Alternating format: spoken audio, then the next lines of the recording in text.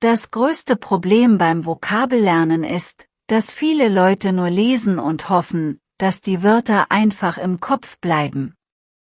Aber ohne Wiederholung und ohne Verbindung zum eigenen Leben rutschen die Wörter halt wieder raus. Kennst du das auch, so nach 2 Wochen? Alles weg. Ja, total.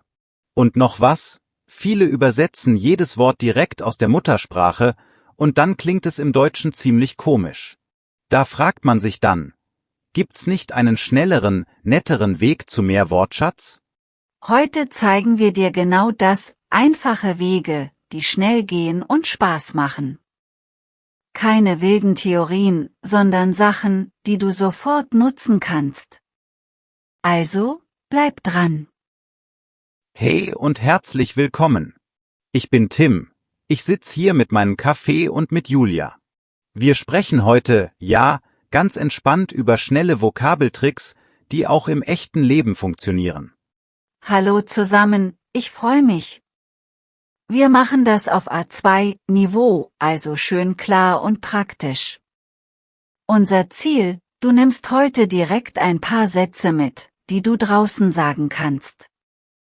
Fangen wir an mit einer Sache, die ich liebe, sogenannte Chunks. Ein Chunk ist ein fester Satzbaustein. Also nicht nur ein Wort, sondern ein kleiner Satz, den man so benutzt. Zum Beispiel, ich hätte gern oder könnten Sie mir bitte helfen? Genau, und damit du siehst, wie das läuft, machen wir kurz ein Mini-Rollenspiel in der Bäckerei. Wir zeigen dir, wie du mit 3, 4 Chunks schon gut zurechtkommst. Hör einfach mal zu und sprich gerne leise mit. Guten Morgen. Ich hätte gern 2 Brötchen, bitte. Haben Sie auch Vollkornbrötchen? Guten Morgen. Ja, klar, wir haben frische Vollkornbrötchen. Möchten Sie eine Tüte, oder essen Sie die hier? Eine Tüte ist super, danke. Und kann ich mit Karte zahlen oder lieber bar? Beides geht, kein Problem. Das macht dann 2,20 €. Brauchen Sie eine Quittung? Siehst du, das sind schon einige Wörter und Chunks auf einmal. Ich hätte gern. Haben Sie? Kann ich mit Karte zahlen? Brauchen Sie eine Quittung? So lernst du Wörter im Kontext, nicht isoliert. Und ja, Quittung heißt einfach Beleg. Und Achtung bei direkten Übersetzungen, echt wichtig. Eine Hörerin hat mal erzählt, sie sagte stolz, ich bin heiß, weil ihr warm war. Das klingt im Deutschen aber, na ja, ziemlich anders, und es wurde kurz peinlich. Richtig ist, mir ist heiß, oder, mir ist warm. Ich hatte auch so einen Moment in einem Geschäft. Ich habe plötzlich privat erzählt, weil ich dachte, das ist nett und normal, und der Verkäufer schaute nur ganz verwirrt.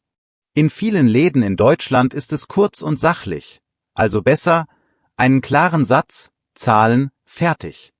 Tipp, der super hilft, verbinde die Wörter mit deinem Alltag. Schreib kleine Klebezettel an Dinge zu Hause, der Kühlschrank, die Lampe, die Tasse.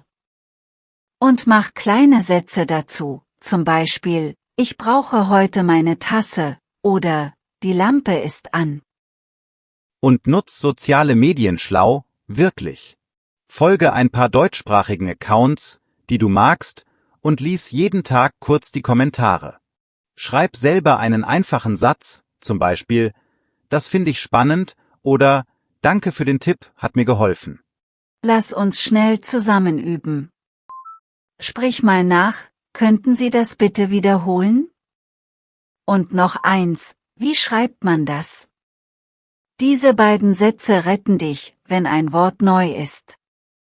Kurzer Test, mal sehen. Was ist nochmal ein Chunk?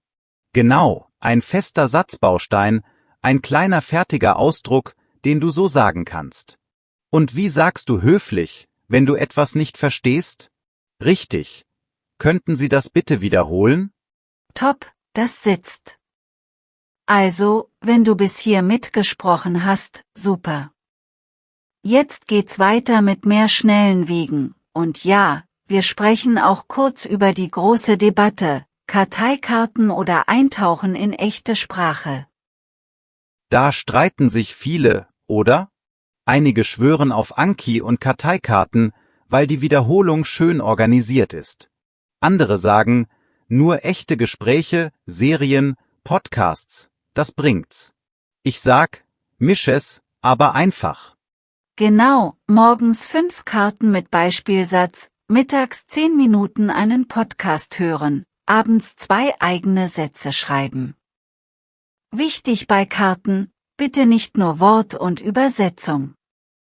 Nimm ein Beispiel aus deinem Leben und, wenn möglich, ein kleines Bild oder eine kurze Notiz. Ein häufiger Fehler ist nur passiv schauen oder hören. Man denkt, oh, ich konsumiere ganz viel, das reicht.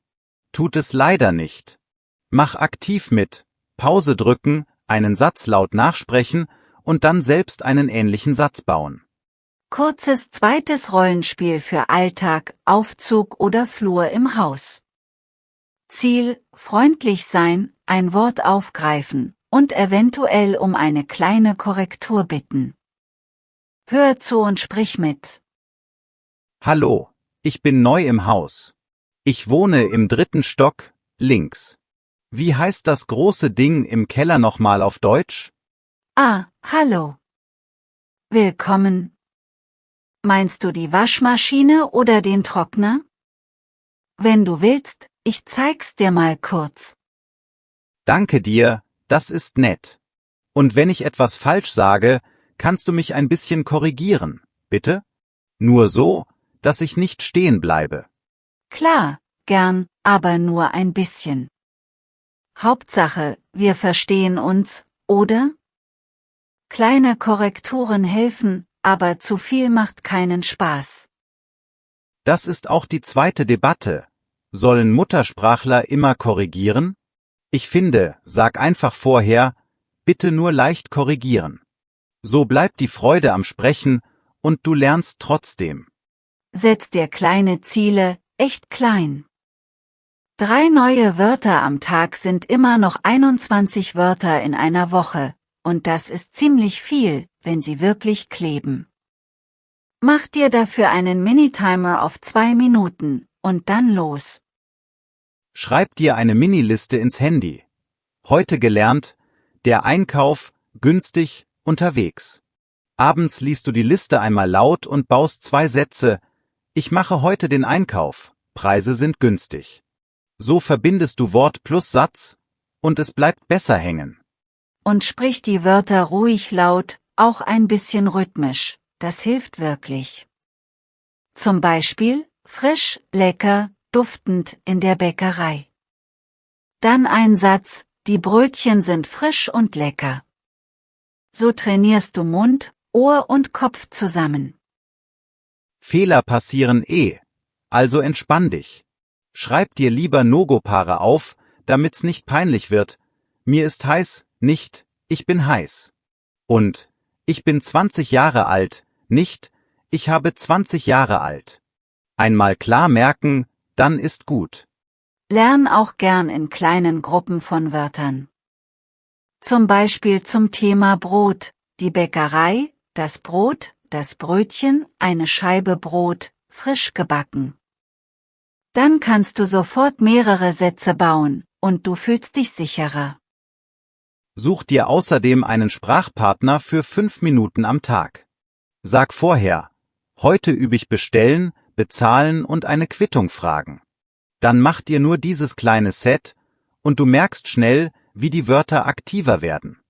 Jetzt mal an dich, der gerade zuhört. Welche 2 Chunks benutzt du beim nächsten Einkauf in der Bäckerei oder im Café? Schreib uns dein kleines Beispiel mit Ich hätte gern oder kann ich mit Karte zahlen und sag, wie es gelaufen ist. Wenn dir diese Tipps geholfen haben, dann gib uns gern ein Like und abonniere den Kanal. So verpasst du keine neuen Folgen. Und ja, du bekommst jede Woche frische, kleine Chunks. Danke fürs Zuhören heute. Mach's gut und viel Spaß beim Sprechen im echten Leben. Nimm dir gleich einen Satz aus der Folge und probier ihn heute aus. Bis zum nächsten Mal, ciao.